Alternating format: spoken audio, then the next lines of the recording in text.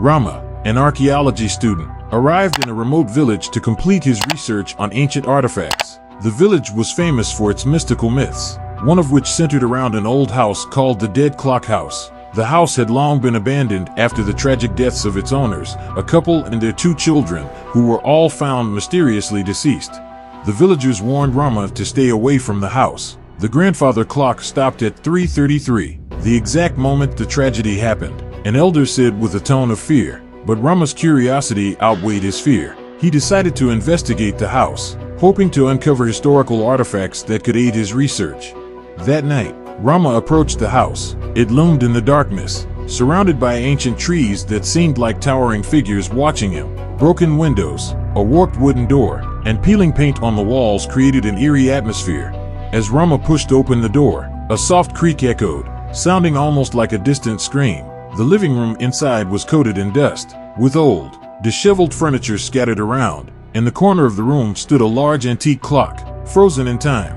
As Rama moved closer to the clock, the strange carvings of symbols around it caught his attention. Without thinking, he touched the clock's glass face. The air suddenly turned icy, and a faint whisper burst against his ear. "Tourist, you have entered. Your time will soon run out." Rama tried to leave the house, but the front door was tightly locked. Panicking, he searched for another way out. However, as he wandered through room after room, the house seemed larger than it appeared from the outside, with dark, seemingly endless hallways. He stumbled upon a small bedroom that seemed to belong to a young girl. The walls were covered in strange drawings, a girl playing with a doll and a large clock.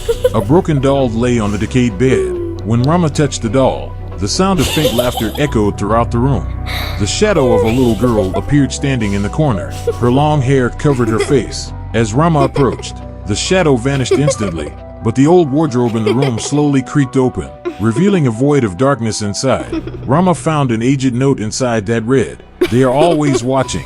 Do not touch the clock again." Rama returned to the living room and touched the clock for the second time, hoping it would open a way out. Instead, he was transported to the house's past. He witnessed what appeared to be an ordinary evening, a wealthy family hosting a joyous party filled with laughter, music, and happiness.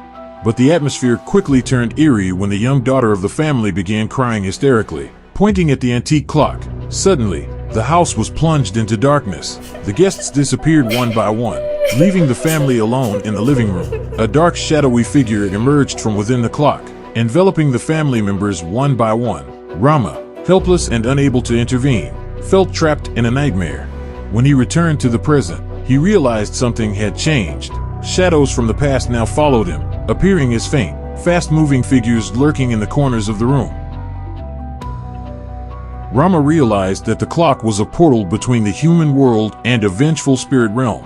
Each time he touched the clock, the boundary between the 2 worlds grew thinner. The house began to reveal its true form, a terrifying labyrinth filled with restless spirits.